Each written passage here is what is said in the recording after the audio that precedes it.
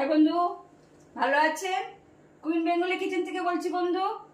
আজকে রেসিপি হলো চিংড়ির রসে বসে। অনেকদিন পরে মাছে আসলাম। তো বন্ধু আপনারা দেখুন রেসিপিটা, কমেন্ট করবেন, আমাকে সাবস্ক্রাইব করে দেবেন। আমার নতুন বন্ধুরা আমার চ্যানেলে ঢুকে একটা সাবস্ক্রাইব করে দেবেন, অল বাটনটা প্রেস করে দেবেন, আর আপনাদের মধ্যে শেয়ার করে দেবেন। তাহলে শুরু করি চিংড়ির রসে বসে।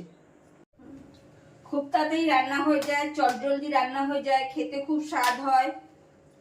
সামান্য নুন দিলাম, হাফ চামচিরও কম।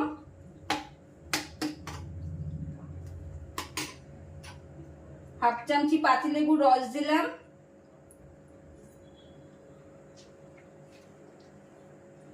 খুব সুন্দর করে ম্যারিনেট করে নিলাম।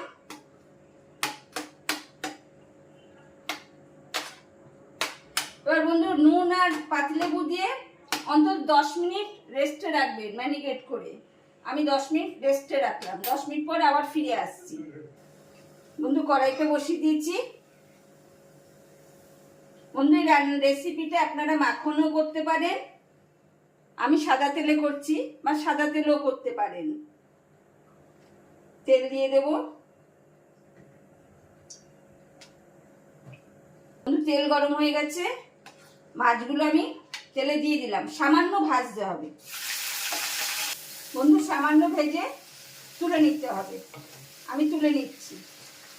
বন্ধু চিংড়ি মাছের পরিমাণটা 250 গ্রাম। 1 চামচি রসুন বাটা দেব, 1 চামচি কাঁচা লঙ্কা কুচি দেব। নাড়া দেওয়াটা বন্ধু একটু সামান্য ব্রাউন ব্রাউন কালার আসবে, তখন 1 চামচি আদা দিয়ে দেব, হাফ চামচি সামরিচ দেব, 2টো বড় পেঁয়াজ কুচি দিয়ে দেব। পেঁয়াজ কুচিটা দেওয়ার পরে বন্ধু একদম ব্রাউন কালার করে ভাজতে হবে। একটু লাল লাল কালার হবে, সেরকম ভাবে ভাজবো। বন্ধু পেঁয়াজ লাল লাল করে একটু ভাজা হয়ে গেছে। সামান্য চিনি দেব, হাফ চামচিরও কম। স্বাদ অনুযায়ী নুন দেব, 1 চামচি ধনের গুঁড়ো দেব। এটা বেশ কষিয়ে নেব। হ্যাঁ বন্ধু বেশ কষানো হয়ে গেছে। এবার টমেটো বাটা দিয়ে দেব। টমেটো বাটা দেওয়ার পর সামান্য একটু পরেই মাছগুলো দিয়ে দিতে হবে। যেরকম আমি দিলাম বন্ধু আপনারা এরকম দেবেন। এবার কষাতে থাকবো। কষানো হয়ে গেছে বন্ধু।